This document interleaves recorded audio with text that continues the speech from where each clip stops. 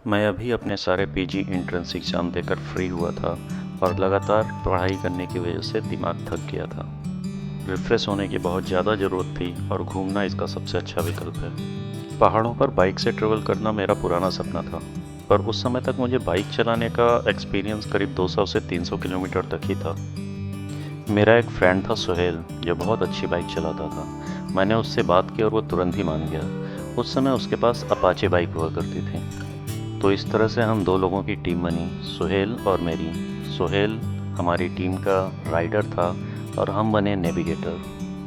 मैंने पूरे ट्रिप का रोड मैप तैयार किया, कब निकलना है, किस रास्ते से जाना है, कहाँ पहुँचकर रुकना है, और ये पूरा ट्रिप बना करीब 10 दिन का।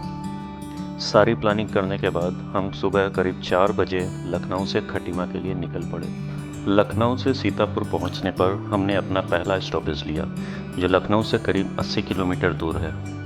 सीतापुर से खटीमा जाने के दो रास्ते हैं। एक तो आप सीतापुर से शाहजहांपुर और उधर से पीलीभीत होते हुए खटीमा जा सकते हैं, जो 4 और 6 लेन का प्रॉपर हाईवे है। दूसरा रास्ता है सीतापुर से लखीमपुर खीरी, गोला गोकर्णनाथ, खुटार, पूरनपुर और उसके बाद पीलीभीत टाइगर रिजर्व एरिया से गुजरते हुए खटीमा पहुंचना। ये रास्ता हाईवे की तरह चौड़ा तो नहीं है, पर चारों तरफ हरियाली से भरा हुआ है, और जब पीलीभीत टाइगर रिजर्व एरिया से आप गुजरते हैं तो सुंदरता देखते ही बनती है। शाम होते होते हम खटीमा पहुंच गए।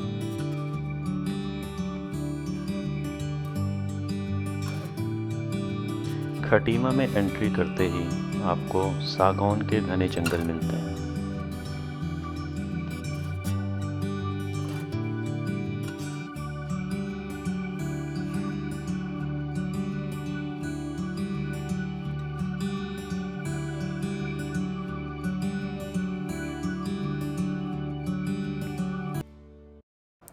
खटीमा में सुहेल का एक दोस्त रहता था, जिसने हमारे लिए एक अच्छा सा होटल देख लिया था, होटल बेस्ट व्यू।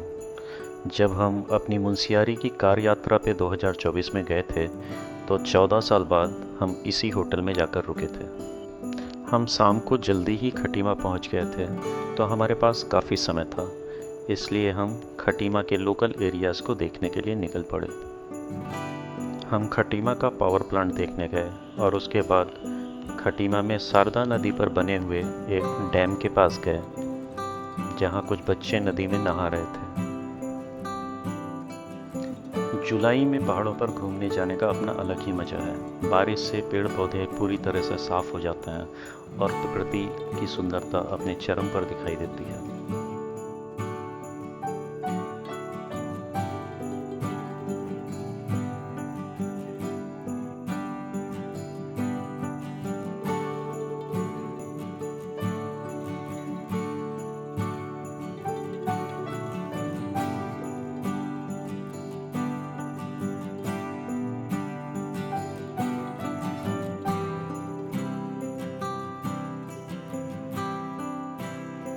अगर मौसम साफ है तो खटीमा से ही पहाड़ दिखाई देने शुरू हो जाता है।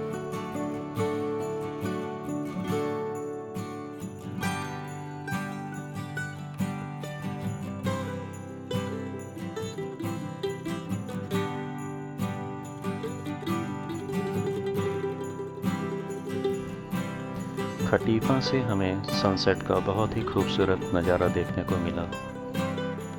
रात में डिनर करने हम लोग सुहेल के दोस्त के यहाँ चले गए। वहाँ पे उसके मम्मी पापा ने, जब उन्हें ये पता चला कि हम लोग पहाड़ों पर बाइक से जा रहे हैं, तो हमें खूब डराया और ये कहा कि पहाड़ों पर बाइक से जाना बिल्कुल भी सेफ़ नहीं है, बहुत मुश्किल है। और हम लोग क्योंकि पहले कभी भी पहाड़ों पर बाइक से नहीं गए थे, तो हमें उनकी बातों पर विचार करना पड़ा। हमने डिसाइड किया कि हम लोग पहले खटीमा से पिथौरागढ़ बस से जाते हैं और ये देखते हैं कि पहाड़ों की सड़कें कैसी होती हैं, क्या हम लोग उस पर बाइक चला पाएंगे या नहीं।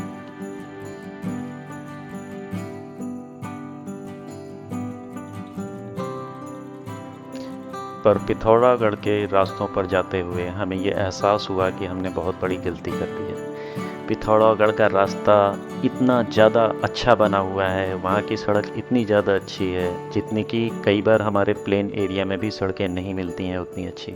और वहाँ की सड़कों पर लोग स्कूटर और स्कूटी से जा रहे थे। मतलब वहाँ बाइक चलाना बहुत, ना सिर्फ बहुत ही सेफ बल्कि बहुत ही मज़ेदार और एडवेंचरस एक्सपीरियंस होने वाला था, जो हम लोगों ने मिस कर दिया।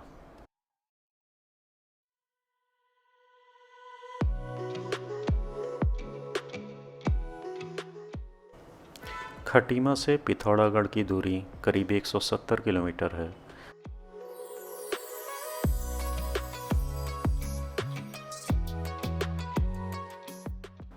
यह रास्ता लोहा घाट और चंपावत से होकर जाता है। लोहा घाट वैली में बसा हुआ एक सुंदर सा टाउन है जो अपने आप में काफ़ी खूबसूरत है।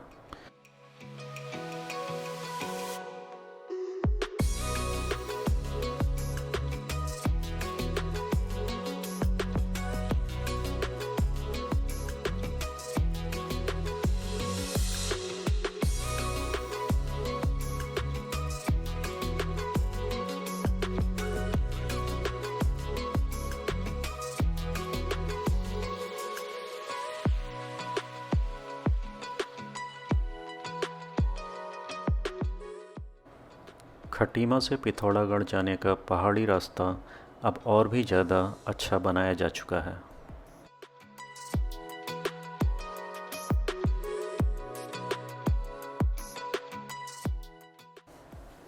पिथौरागढ़ हम शाम होते होते पहुंच गए और वहीं बस अड्डे के पास हमने एक होटल ले लिया। होटल की बालकनी से पिथौरागढ़ सिटी का पूरा नज़ारा दिखाई देता था।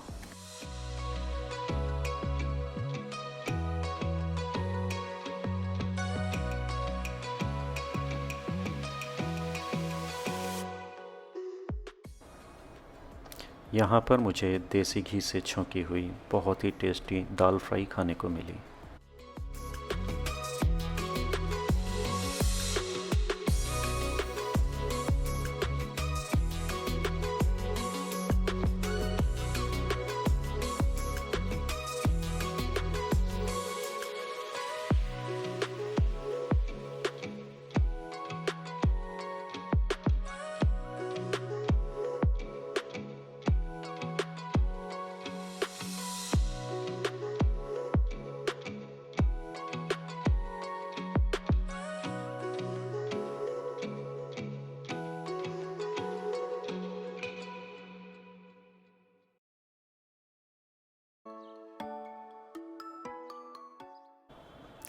अगले दिन हम वापस पिथौरागढ़ से खटीमा के लिए निकल पड़े।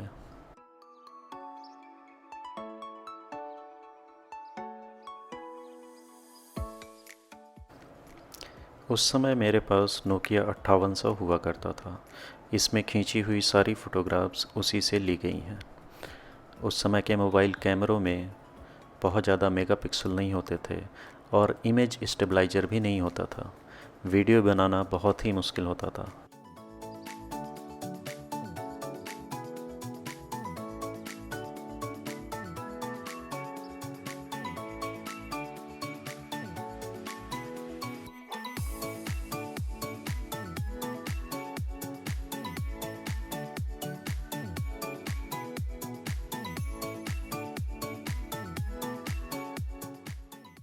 खटीमा से पिथौरागढ़ जाने के लिए टैक्सी या बस टनकपुर से मिलती है। खटीमा वापस आने के बाद अगले दिन हम लोगों ने अपनी बाइक उठाई और खटीमा से बिजनौर की तरफ निकल पड़े।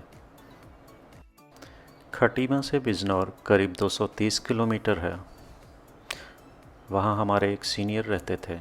हम लोग का प्लान था कि उनके यहाँ पर नाइट स्टे करेंगे और अगले दिन बिजनौर से हरिद्वार और ऋषिकेश होते हुए आगे मसूरी की तरफ निकल जाएंगे।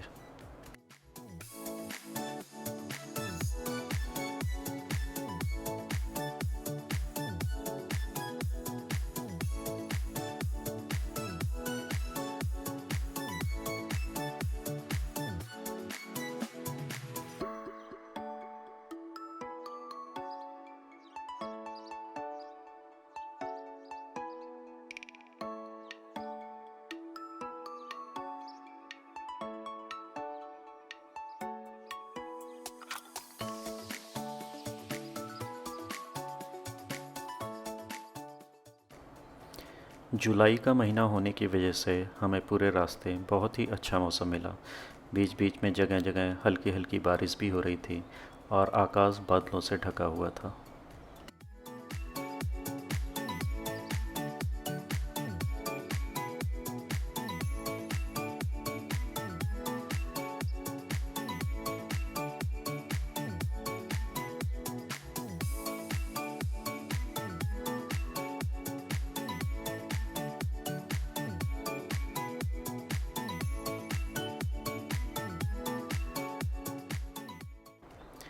छोटे छोटे ढाबों पर रुकते, चाय नाश्ता करते हम लोग बिजनौर की तरफ बढ़े जा रहे थे।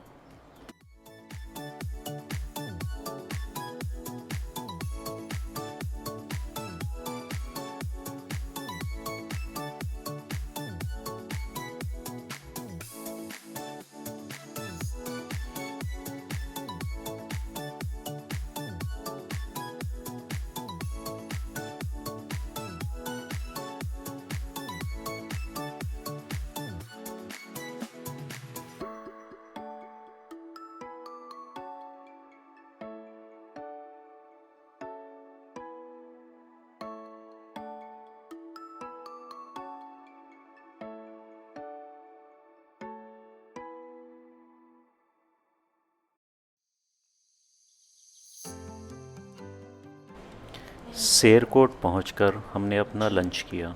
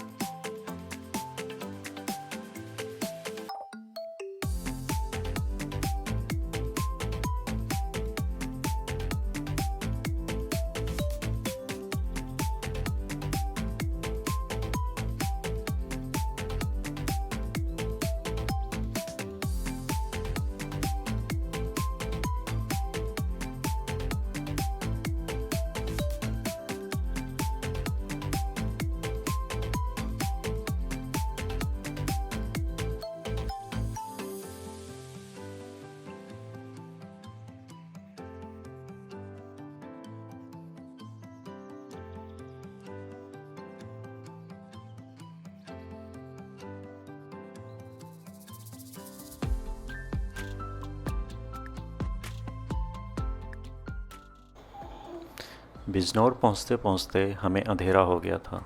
इस वजह से हमने बॉस के यहाँ खाना खाया और फिर सो गए। हमारे सीनियर डॉक्टर संजय तोमर की मदर बहुत ही टेस्टी खाना बनाती थी। दिन में हमारे लिए उन्होंने आलू के पराठे बनाए, चाय बनाई और रास्ते के लिए भी खाना पैक करके दे दिया।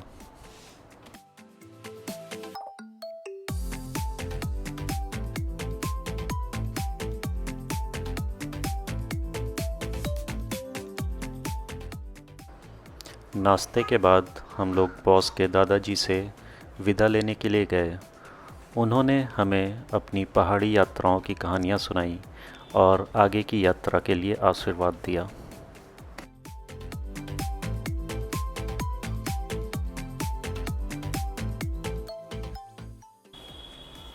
सुबह हम बॉस के खेतों को देखने के लिए निकले और उधर से ही हरिद्वार के लिए निकल पड़े। आज हमें बिजनौर से हरिद्वार, ऋषिकेश, देहरादून होते हुए मसूरी के लिए जाना था।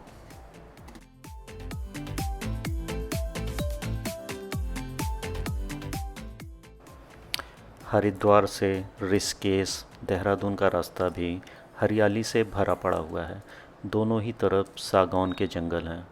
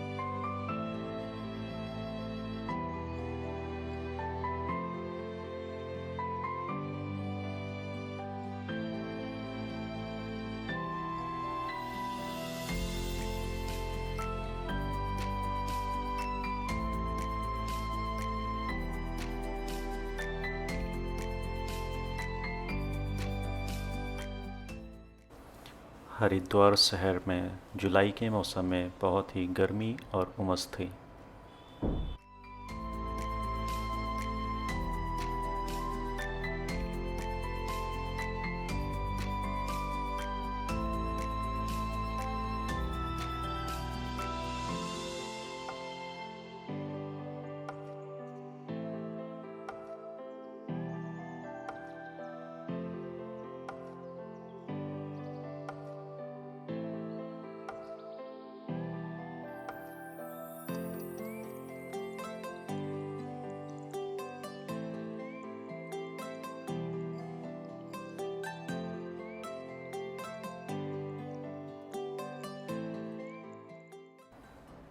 हमने थोड़ा समय हर की पौड़ी पर बिताया।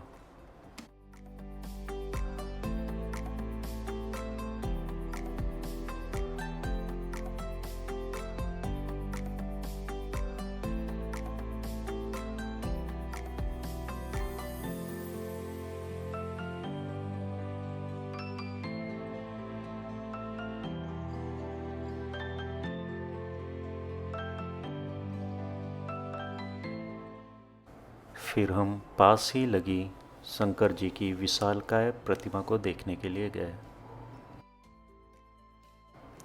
हरिद्वार में कुछ समय बिताने के बाद हम आगे ऋषिकेश की तरफ चले गए, क्योंकि हरिद्वार में बहुत ज़्यादा गर्मी भी थी।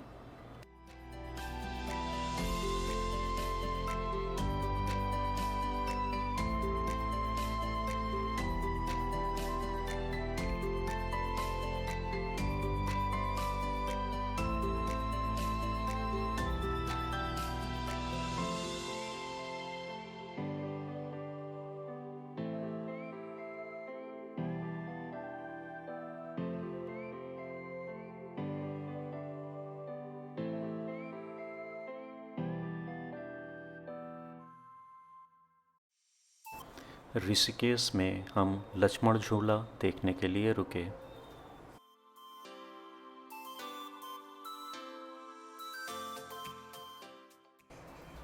पर यहाँ भी गर्मी ने हमारा पीछा नहीं छोड़ा था। ऋषिकेश में भी बहुत ज़्यादा उमस और गर्मी थी।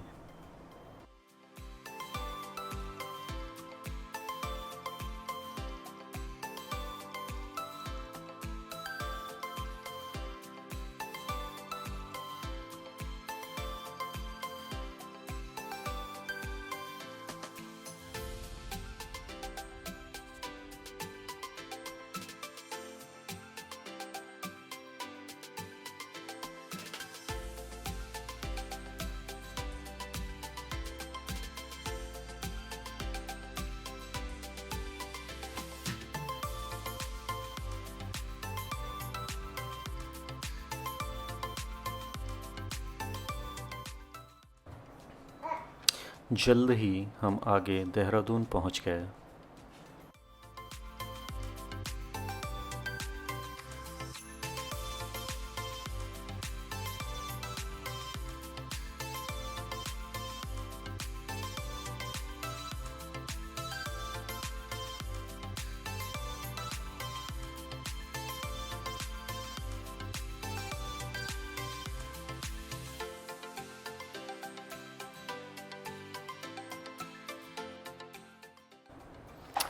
हम लोग देहरादून में एक ढाबे पर चाय पीने के लिए रुके।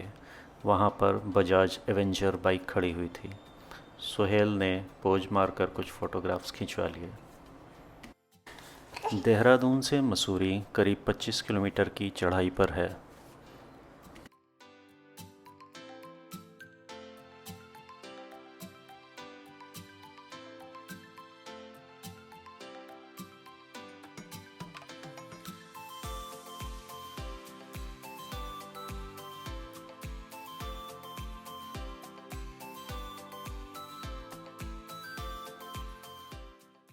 देहरादून से मसूरी की यह रोड बहुत ही खड़ी चढ़ाई पर है।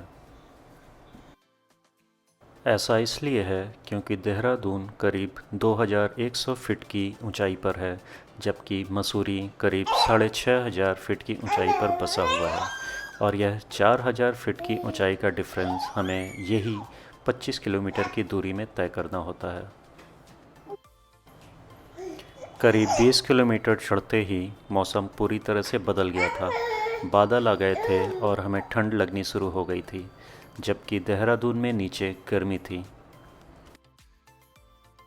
मसूरी बादलों से ढका हुआ था और वहाँ पर कोहरा छाया हुआ था। बहुत ही सुंदर नज़ारा था। हम शाम तक मसूरी पहुँच चुके थे।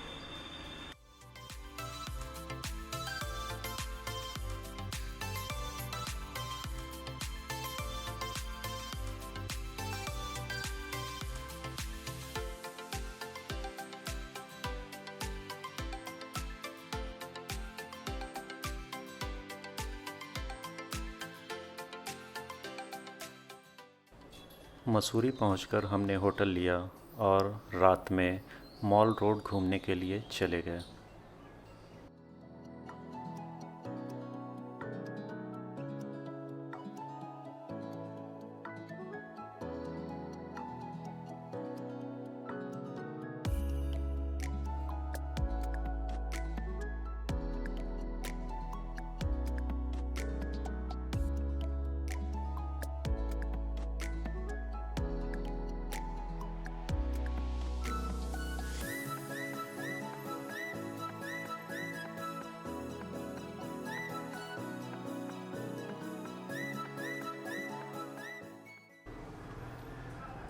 मसूरी में घूमने के लिए बहुत सारी जगह हैं, जैसे कि Mall Road, Kempty Fall, Lal Tibba, Gun Hill, Company Garden, Camel's Back Road और मसूरी लेक।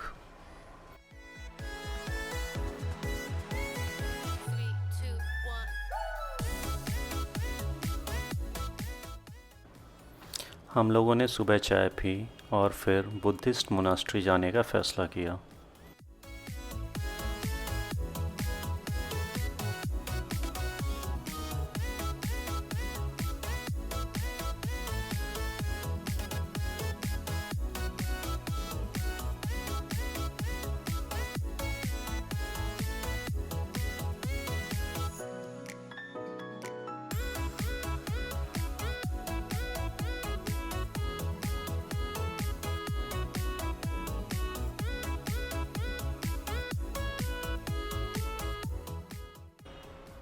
रास्ते में हमें एक वाटर पार्क दिखाई दिया, जहाँ कुछ स्कूली बच्चे नीचे अपने घर को जा रहे थे।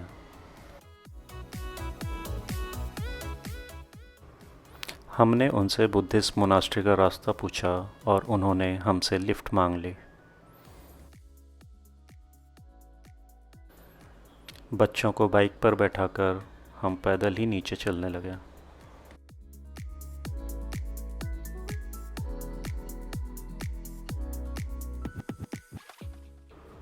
बच्चों के साथ थोड़ी देर मस्ती करके हम लोग आगे बुद्धिस्ट मोनास्ट्री की तरफ निकल गए।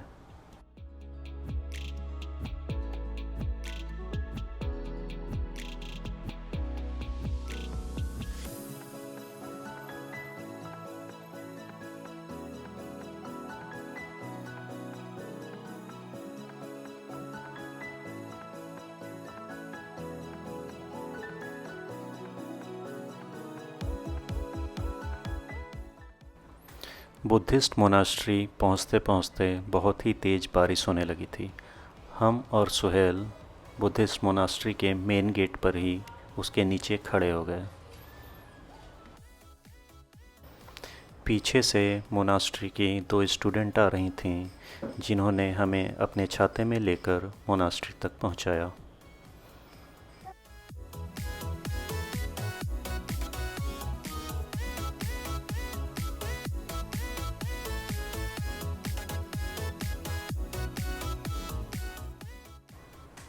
यह बुद्धिस्ट मोनास्ट्री बहुत ही खूबसूरत है और इसके आगे एक बड़ा सा सीमेंट का प्लेटफॉर्म बना हुआ है, जहाँ से आप दूर दूर तक पीछे पहाड़ों के नज़ारे देख सकते हैं।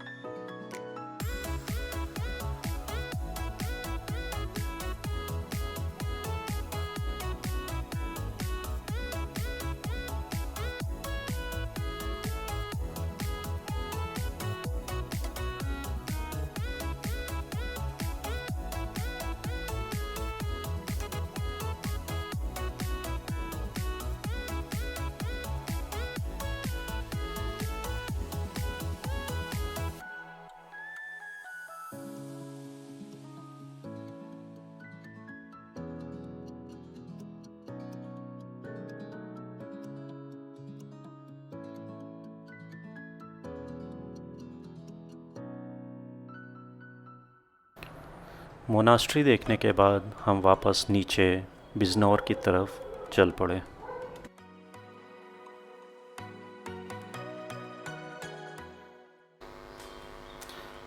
रास्ते में वापसी में हमें भूख लगी, लंच का समय भी हो गया था। हमें एक छोटा सा ढाबा दिखाई दिया जहाँ पर एक दंपत्ति नीचे नदी से मछली पकड़कर बनाते थे, और मैंने वहाँ पर सच में बहुत ही टेस्टी फ़िश करी और चावल खाई। उसके बाद आगे हम लोग मसूरी लेक की तरफ चले गए।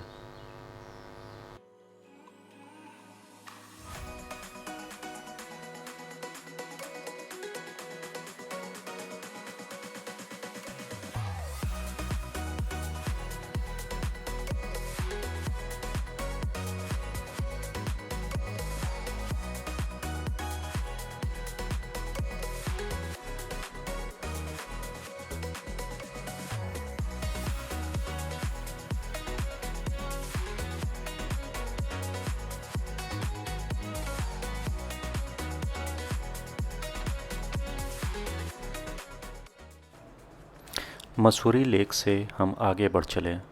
रास्ते में हमें एक कच्चा रास्ता दिखाई दिया और हमने अपनी बाइक उस रास्ते पर मोड़ दी। रास्ता आगे जाकर एक नदी से मिल जाता था। हम नदी के किनारे बैठ गए और काफ़ी समय तक वहाँ पर एंजॉय करते रहे। वहाँ का नज़ारा और खूबसूरती देखते ही बनता था।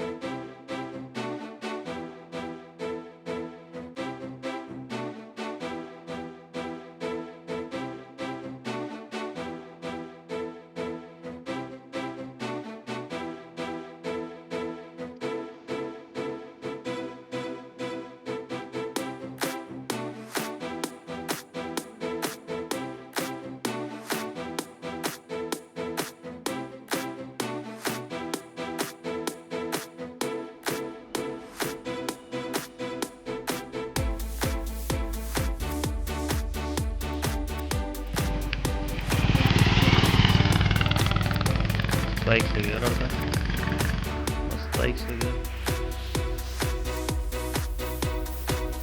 नोकिया 5800 से, जिसमें इमेज स्टेबलाइजेशन नहीं था, उस मोबाइल से वीडियो बनाने पर कुछ ऐसा वीडियो बनता था जिसमें बहुत ज़्यादा वाइब्रेशन होते थे। इस वजह से इस पूरे ट्रिप पर हमने वीडियो से ज़्यादा फ़ोटोग्राफ्स लिए।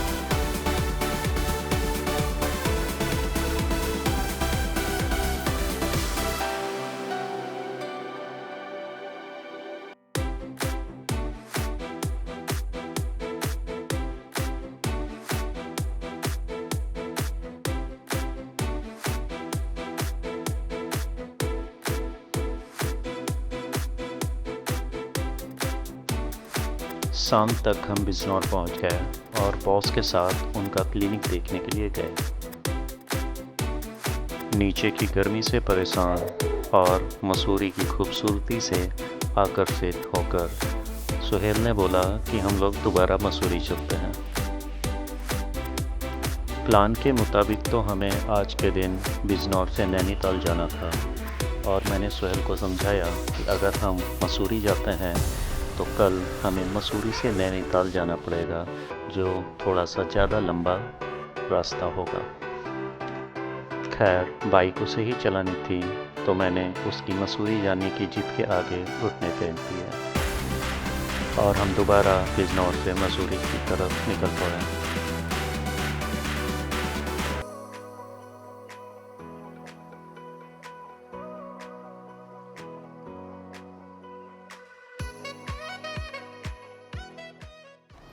ये पूरा रास्ता इतना खूबसूरत है कि हमें कहीं भी बोरियत का सामना नहीं करना पड़ा।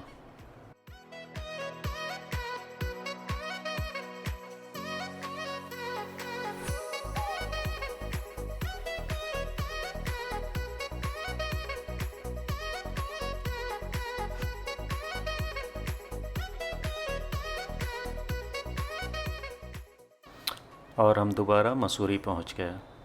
आज का दिन हम लोग लोकल जगहों पर ही घूमते रहे।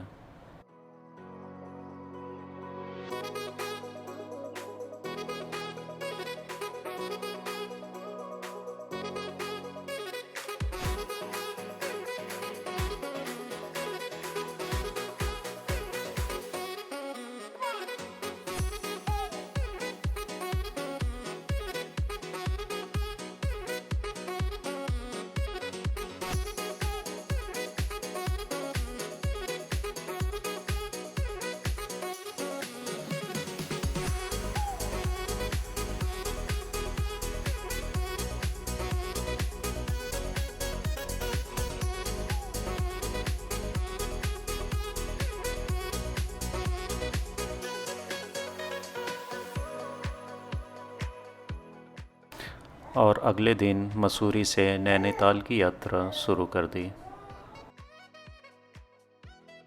मसूरी से नैनीताल की दूरी करीब 313 किलोमीटर है।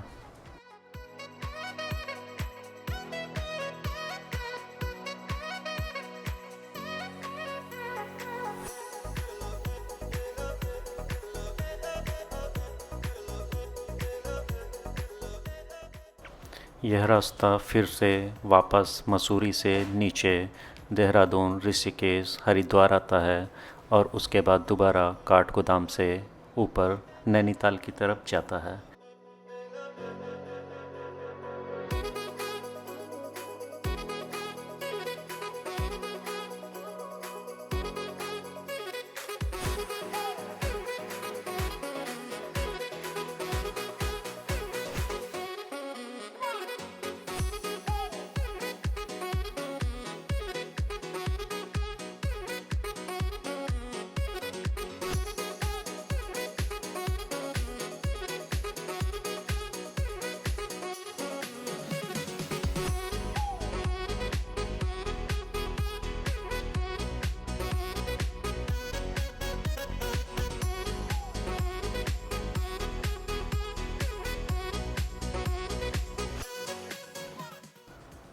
हम नैनीताल से करीब 20 किलोमीटर दूर रहे होंगे और एक ढाबे पर रुककर हम कुछ चाय नाश्ता कर रहे थे।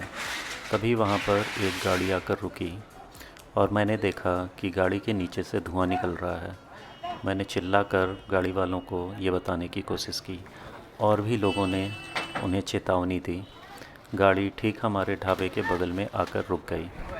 तभी गाड़ी में से नीचे आग की लपटें निकलने लगी। हम सभी रेस्टोरेंट से बाहर आ गए और रेस्टोरेंट का गैस सिलेंडर वगैरह सब कुछ वहाँ से हटाकर दूर कर दिया। लोग गाड़ी की आग बुझाने की हर तरह से कोशिश कर रहे थे। कोई पानी डाल रहा था, कोई मिट्टी और कोई बालू डाल रहा था, पर गाड़ी की आग ने रुकने का नाम ही नहीं लिया। अच्छी बात यह थी कि गाड़ी में बैठी हुई सारी सवारियां गाड़ी की यह स्थिति होने से पहले ही बाहर निकल आए थे।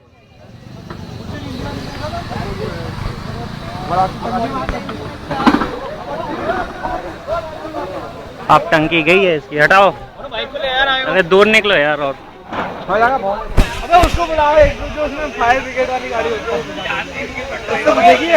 अब आते अब क्या बुझेगी?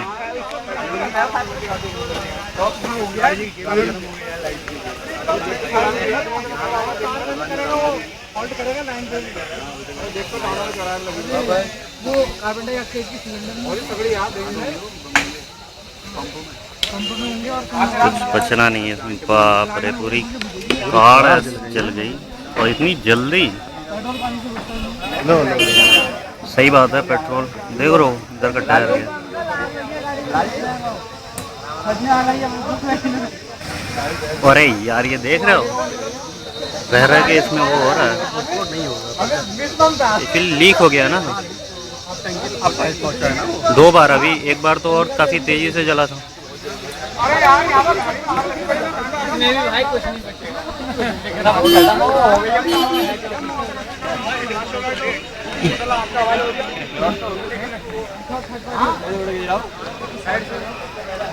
पूरी हालत हो गई, जल गई, खत्म काम।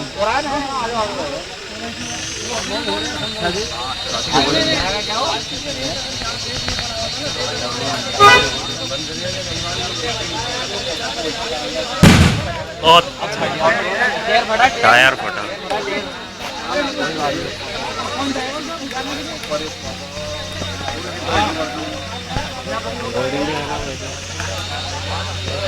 ऊपर देखो, धन्यवाद आपका आगमन प्राप्त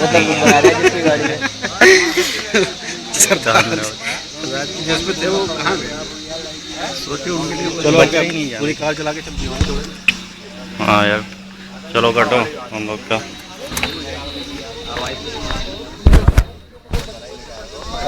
गियर में लाया है क्या? नहीं, कुछ और प्रॉब्लम है, गियर की प्रॉब्लम। थोड़े हो गए सिर्फ।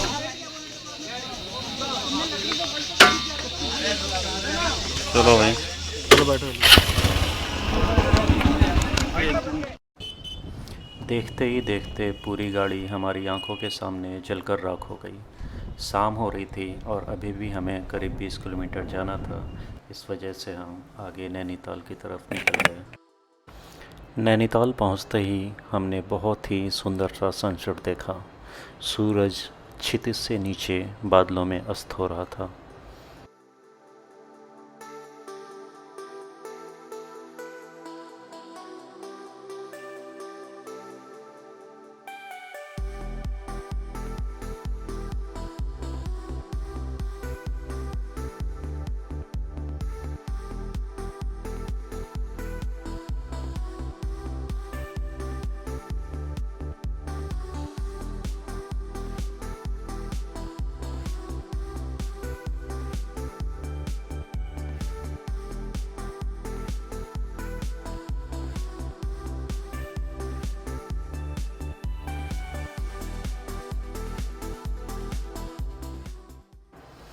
नैनीताल पहुंचते पहुंचते पूरी तरह से अंधेरा हो गया था और पहली बार हम लोगों ने अंधेरे में पहाड़ों पर बाइक चलाई। ये डरावना भी था और रोमांचक भी। नैनीताल पहुंचकर हमने सबसे पहले होटल लिया और उसके बाद अपना डिनर किया।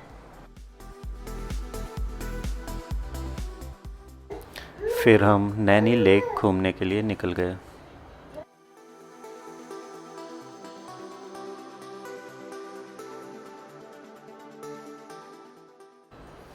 अगले दिन हम लोग बाइक से पहाड़ पर चढ़ाई करके ऊपर की ओर गए, जहाँ से नैनी झील का नज़ारा एक मैंगो की तरह दिखाई देता है, इसलिए इसे मैंगो लेक व्यू भी कहा जाता है।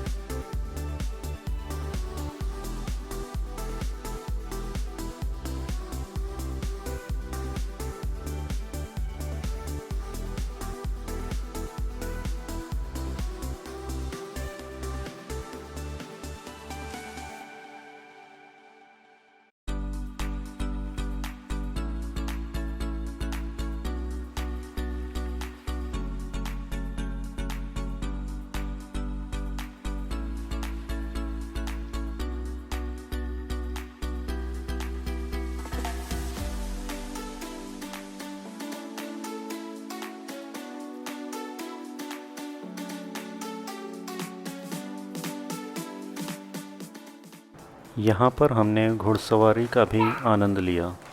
उस समय घुड़सवारी का रेट 500 रुपीज़ पर पर्सन था। जब तक वो आएगा video left left left left.